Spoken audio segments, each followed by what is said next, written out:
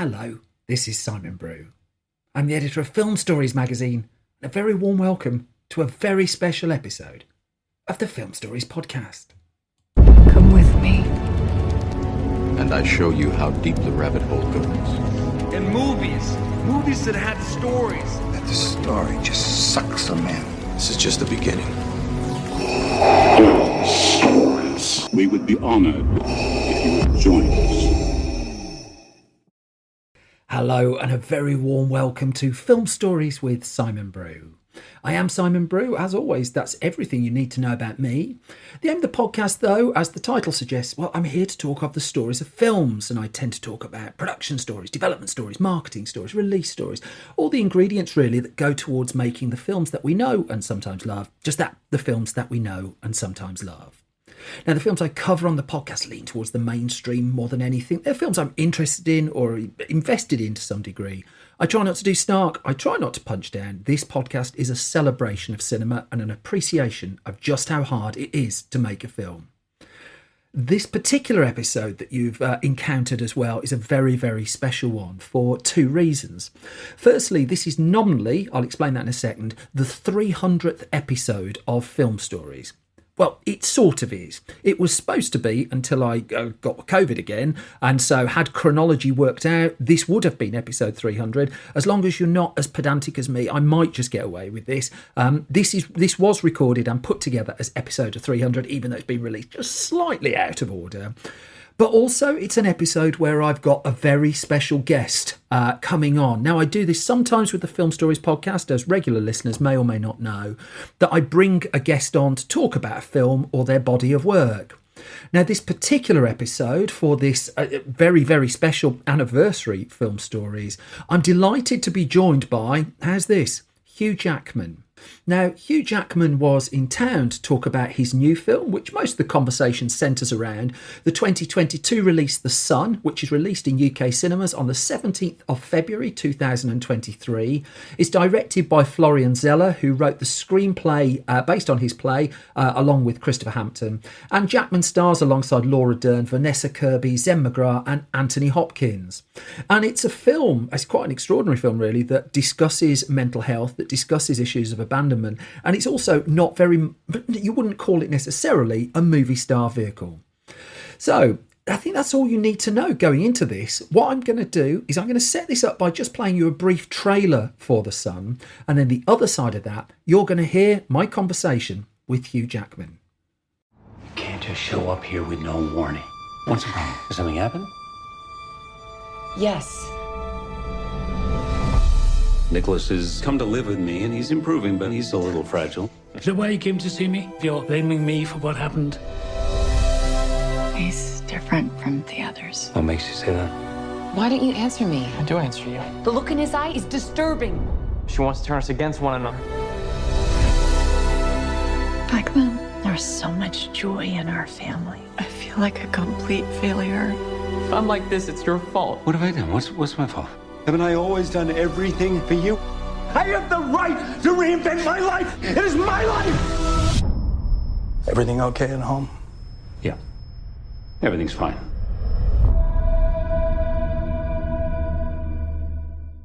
So that was a clip from The Sun, and I'm joined by, these are words I never thought I'd say, Hugh Jackman. Hey. Hello, Hugh Jackman. I'm thrilled to be here on your 300th podcast. Yes, if you want to say the magic words Film Stories 300th podcast, I'll clickbait that to death if you want. You got it. Just don't make me say 3 times quickly, because that sounds like a mouthful. It's a bit Beetlejuicy though. If you do that.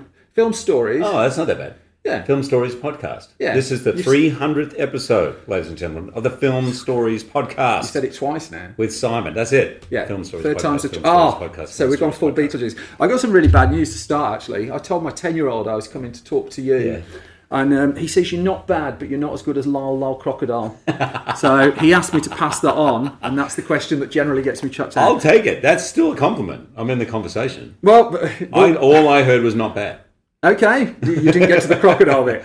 Listen, tell your 10-year-old son, compare and despair. Okay, I will use those exact words. So I'm sure I've read interviews you've done for this film, and I know you've sort of told bits of this story quite a lot of times. So I just want to come up at it in a slightly different way, because the story I've got with The Sun is you wrote to Florian Zeller, after seeing the play, learning that the film was going on. But my question to you on that, because as I understand the production of this film, this was going to happen by hook or by crook. This wasn't a case where you need a global megastar to get it over the line. Yeah. And so you weren't a shoo-in for this. It wasn't a case of you throw your name in and everyone just suddenly goes. So can I go like really small on it? And it's just like, what did you see in it for you? It was less in my head than in my gut. Yeah. And this, I can count on one hand the amount of times in my career I've got to play the part. I've got to do this part. And I felt it maybe 20, 25 pages into reading the script. The writing must have been where I am at as an actor, where I'm at as a parent, where I'm at as a man. I just felt an urgency of the story and the part. And I'd just seen The Father, which completely blew me away. So I knew we'd be in great hands. And that was it. And so I was just like, I've got to do this. I've got to do this. And I also knew at the time that 2 other actors were being talked about. Okay. From my agent. And that's always a good motivator. I can't compete with Lyle. No, you can't. But his son says it. Because I went back over lots and lots of interviews, because I know it's like a standard press thing. You say, I read the script, I fell in love with it straight away, and we all print it and everyone's very happy. I only see that you've said that once. I saw it on Prisoners, that you said you took hold of the script. You said a really interesting thing on it. It's just like, you don't get scripts like this. Right. That this is like a jaw drop, and I don't quite know where it's going. So is it almost equitable to that kind of moment? Absolutely. Yeah. It hasn't, and the other one was, I knew the script, it was Les Miserables, but that was another one I chased down. Yeah. And it's such a relieving thing for me to feel that. I can't believe you've read all these interviews. I sort of want to apologise to you. Well, I'm just your 10-year-old. I'm badly paraphrasing them back to you. You don't know that's exactly what you said. I assume you've not read them all, so who knows? You were at half of them. But you chased it down. See, I find that, and you talk about that being liberating. The other word that you said just before was urgency. Yeah. Of this. Well, I think the story itself, there was something about it in it for me as an actor. Yeah. I was like, I really want to get into this. I'm in the thick of being a parent. And not that my situation is like this, but I understand and relate to the fear and the worry of a parent. Yeah. And the feeling of being out of control, and the fear and the fact that you're only as happy as your unhappiest child. All those things are things I'm going through. So, and also I relate to the character's ambition and trying to juggle 400 things at once, and feeling that he can do all that, be a great father, be a great husband, do all these things. And yet, as an audience member, you're watching the water rising. You're watching things get out of control. I don't know. I found something about it very compelling. Because that's, I mean, if you look at the choices you've done fairly recently, things like Bad Education and stuff like that, it almost seems like you're actively seeking, like, for one, inverted commas, smaller stuff. And I don't mean that in a disrespectful way. But with the best film in the world, this isn't going to be 1 billion at the box office kind of stuff, is it? No, it's at all. The stuff that's tiny, that's going to be seen by a small proportion of people, but to those people, it means and I'm selfish as an actor. I of course I want my work to be seen. I want it to be out there. But I also, as an actor and as an artist, I want to challenge myself, and I want to grow, and I want to respond to things that I think I would go and see. You know? And of course, I've done a whole part of my career doing movies that are 4-quadrant movies and made for big, and I was very passionate about them as well. But I think I'm 54. I think meaning, the idea of meaning, what my work means to me, to, I guess, to people who see it, to society, why we create things, to stir things up, to start conversations, that's becoming more important to me. I don't actively think, I want a small movie, but I am looking for challenges and things that scare me. But also, do you get to a point in life, because I'm only slightly younger than you, but have aged very badly, but do you get to a point in life where, for want of a better way of putting it, you realise you're not terrible? You know, because we all have inherent imposter syndrome and insecurities. But then I wonder if you get to like your 40s or something like that and just think, actually, I'm not bad at that and I can sort of do that. And I wonder if that informs what you're chasing for. A little bit, but I still want to be scared in my job. I still want to have an element of, not sure if I'll be able to pull this one off. But I can relate to that time, and I think I do feel more confident than I used to feel in what I can do. Yeah. I'm sure I can suck, as your 10-year-old says, but We didn't quite go that far. Well, see, there is my imposter syndrome. I think you get 3 stars out of it. Okay, that's good. It's more than me. But I've got to a certain point where I know my worst is not going to be that bad. So I just regret it as soon as I said that. I could just see that meme coming out and people giving countless examples to counter it. Oddly enough, that's kind of one of my questions, because this is a film where mental health and abandonment are clearly really high priority subjects and discussions that he wants to put that you're putting out there. And I just wonder, as someone of your profile in a very clickbait driven world, because this is going out as long form podcast, so we can have a long form conversation, but we both sit here and know all it takes is someone to listen to it, take one little thing out of conversation. It's not going to make my life worse, but it might make yours troublesome for a little bit. I'm just wondering how comfortable you are putting so much into something that's so, I don't know, there's got to be something that's hit somewhere, and I'm not digging into your personal life, and it's not where I'm going, but you can't make films with these themes and not have something left behind with you, I wouldn't have thought. 100%. It changes you. I feel this film is still changing me. And I never have a fear around expressing anything that I've been through in my life through my acting. Yeah. I'm generally quite open. In fact, I think too open, because I can sometimes drag in other people who don't want to be open by talking about things. I can be too open press-wise because I'm genuinely interested in getting to the truth of something. Yeah. And even in a conversation in a podcast, I sit down with you and I don't think, all right, what's my angle? How am I going to promote the movie? How do I make myself look good? I'm interested. Hopefully we can get to something where I learn something, where you learn something. So, however, part of me more and more, I think, is like, just careful. Be careful what you say. Did you see the film Mass? Yes. Yeah. So Mass is a masterpiece, right? I love that film. I'm so glad you mentioned that. That film got... Well, no one saw it. No I thought it was extraordinary. Incredible. Yeah. And I remember Jason Isaacs was doing interviews for that. It must have been about 18 months after he shot it, which is roughly where we are now, as I understand it. And he sounded almost haunted by it. Right. Just the experience of that film. And he talked about, he knows he's gone through a career and made good films and made bad films. Yeah. But he knew that this was in the sphere of hugely, hugely special, and one of the things that he's most proud of. He was right, and his performance was extraordinary. And sorry, did I cut you off? No, not at all. I'm just curious what you carry from this 18 months after the last shot on it was called. I'm a different parent. Practical terms, I'm a different parent because of this movie. As an artist, I feel I'm different as well, because Florian challenged me and all the actors to have no rehearsal, to fly, just to trust, to let go. I think I've carried that into my work more. And as a parent, I'm different. I'm much more vulnerable. I think as a parent, I tell my kids a lot more what's going on inside of me. I don't just assume that they're somehow interpreting what my silence is or moodiness is. And I tell them things that I, in the past, probably wouldn't have. And it's changed my relationship with them at home, for sure. And would they?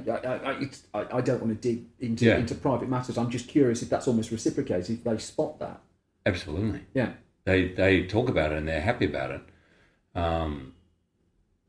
For example, not recently. A year ago, I was opening on Broadway in a big musical, and I was nervous about it. Yeah. I was nervous about the opening. I just found something out that they were doing something unusual about the press night, and it was all going to be basically all chips were being laid on opening night. Everything was going to be pushed. And I was like, this is a lot of pressure. Yeah. Normally critics are spaced out over a week, so you have a week show, so it doesn't really matter if one show's, a dud or whatever. It was all going to be on the opening night. And I wasn't happy about it, but it was in my mind. And about after 4 or 5 days of doing that, I thought, I wonder what this looks like to my kids. I wonder, what if they think I'm mad with them? Or what if they think I'm having financial troubles and I can't pay the bill? How the hell would they know? Because I would always keep it and try to keep it, compartmentalize it. And so I just pulled them both sides separately and I told them. And they were like, yeah, we know, that's cool. And what was interesting, in the next week before the opening and even after the opening, they were both asking me, how you doing? How you feeling? Are you sleeping okay? How's things? How do you... Interesting. Now, they would never have asked me that before because I don't think I'd given them the invitation. I'd sort of, without me knowing it, had said, that's off limits. I don't recall too many films of any size having the conversations about a parental relationship with a younger child. Oddly enough, the only one I could come up with was Ron Howard's Parenthood, which I also think is a masterpiece, actually, that isn't talked about enough. Yeah. I wonder, from your point of view as a creative person again, and also, I mean, the elephant in the room is you've got the stature, you know, we both know it. What the burden of responsibility that comes with telling that kind of story is, and how that changes the day-to-day working. The working of? The working of making the film, because again, you know that the people this is going to go to, and the people it's really going to get to, it's really going to get to. And, you know, I won't hear a word said against Swordfish, for instance, but I would imagine a day on Swordfish was very different. Very different. Yeah. Simon, you have a great way of just getting a laugh in there just when it's needed. You put that more succinctly than I think I've ever heard put before, including by me. There is a huge weight of responsibility, and that's what scared me about it. Yeah.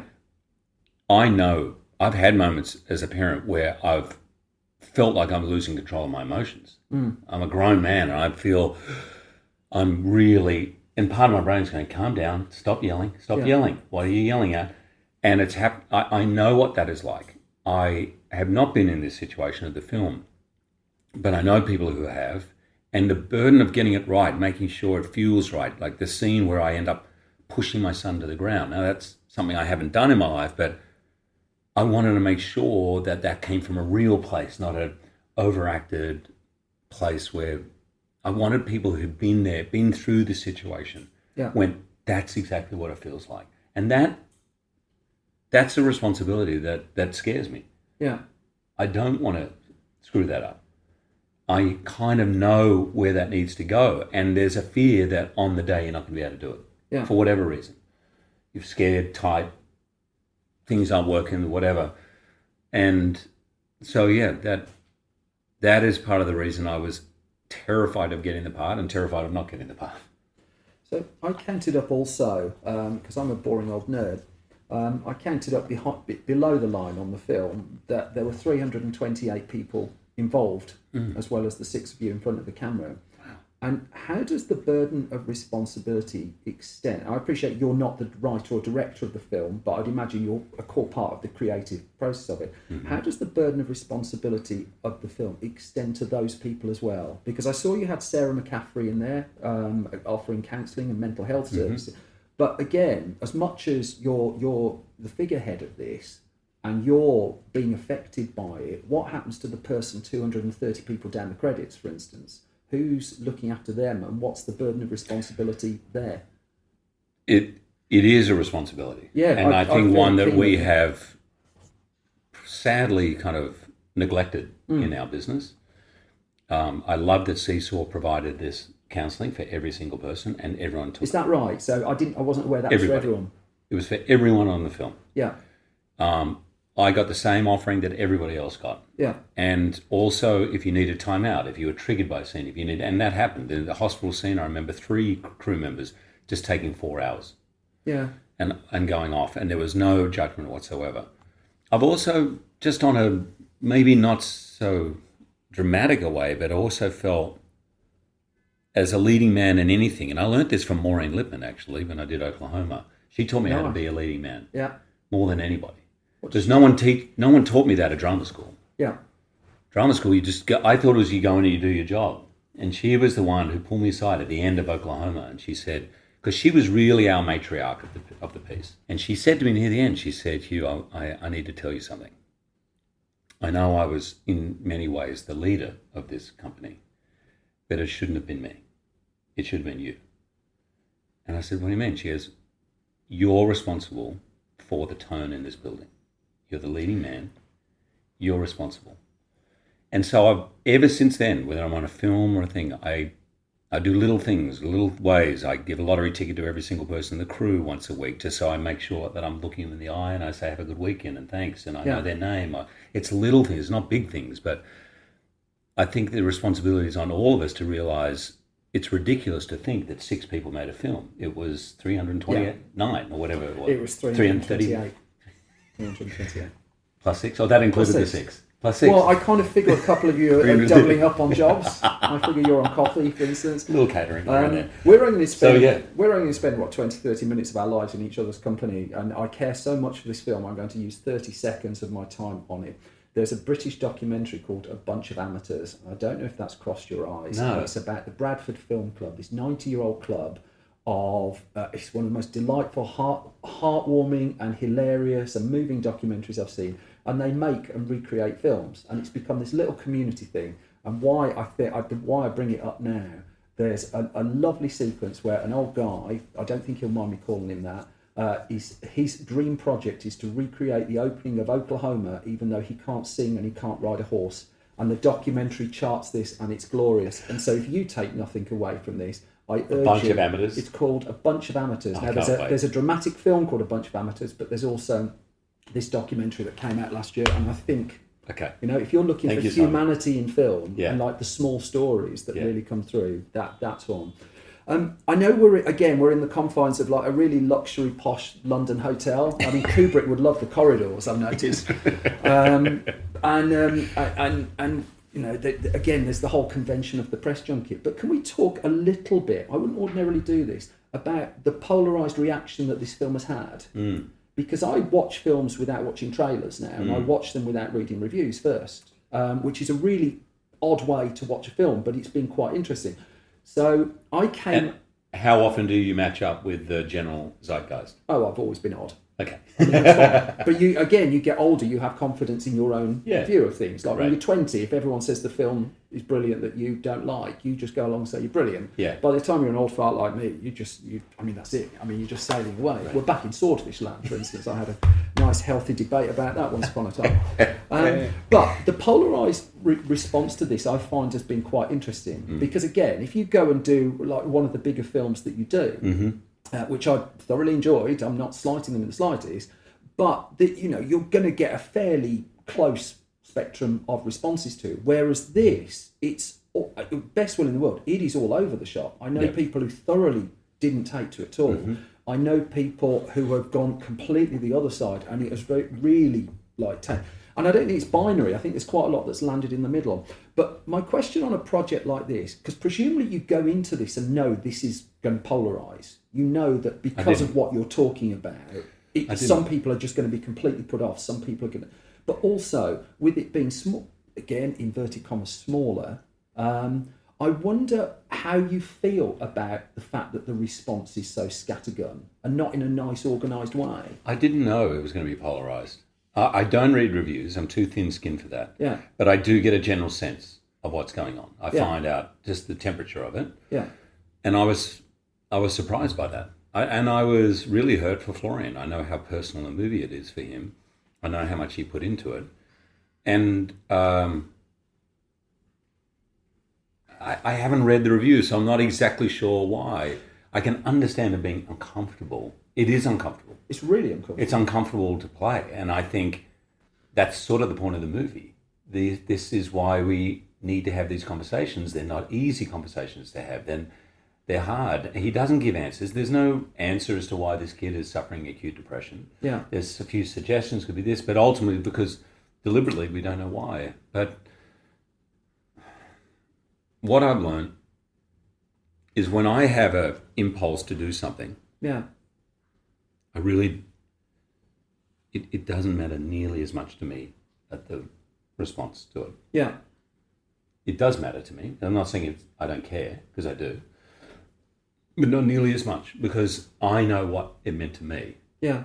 In the same way you I don't care. I'm going to say this movie's great, even if everyone else doesn't, because you feel it and you know it. And that's what it is for me. So this one really got me, more than The Father did, oddly enough. But then I always think the circle of a movie is completed by what you bring to it. Yeah, so true. And as you said, I don't know if you're going to edit it out, and you're going to have to edit this out, but You Are you going to say the name of the podcast again? I mean, is that where this is going? Film Stories. Is that right? 300th episode. Okay, But well, as you good. said on the 300th episode of Film Yeah. Stories podcast, that this is close to you and it touches you. And I would argue, I can't imagine anyone who's not close to the story. If not them, someone they know. It feels very prevalent to me. But mental health is such that you won't know that someone you know is necessarily close to it, of course. Right. It's all shadows and greys and not blacks and whites, I find. I agree. Yeah. And hopefully we're getting less opaque about it, you know. Before I'm forcibly kicked out of the room, I'm deliberately not looking to the right because I know you're waving your fingers at me over there. Can I just ask just one last thing about searching for stuff like this? Because I've been reading about My Big Fat Greek Wedding, Yeah. and how Rita Wilson and Tom Hanks went to a 99-seater theatre right. in Los Angeles to see to see the early versions of that. Yeah. And you can imagine what Tom Hanks walking into a 99-seat theatre did just on a Wednesday night or something like that. I just want to end where I started, really. How hard are you looking and where are you looking for these things that just hit something slightly different in your head? Ooh, that's a great question. I always feel I could be looking harder. Yeah. I'm reading more. I'm reading more novels. But that's just for me and opening my mind. I'm watching and noting down directors, whether I like the film or not, if I like the director, and I'm reaching out to them and saying, I'd just like to meet you. I don't know. And so I'm doing much more of that because I want to be in the heads of the people I want to work with. Yeah. So I'm more proactive in that way. My friend Nicole Kidman is so good with this. For years, she knows everything. What's going to be made and who's there, and she's got all the directors she wants to work with. And she sort of taught me that. But I'm a little lazier than her on this front. And I'm also trying to work out what I want to do. Not just wait for a phone call or not just wait for a script. I'm working out what I want to do. Excellent. Thank you so much for your Thanks, time Simon. and for appearing on this podcast. It was the 300th episode, did I mention Really? that? It is, yeah. That's amazing. And good luck with your audition for La La Crocodile 2. I hope it works out slightly better. Does your son know I am the voice of Lyle? Well, no. Really? No, No, keep it.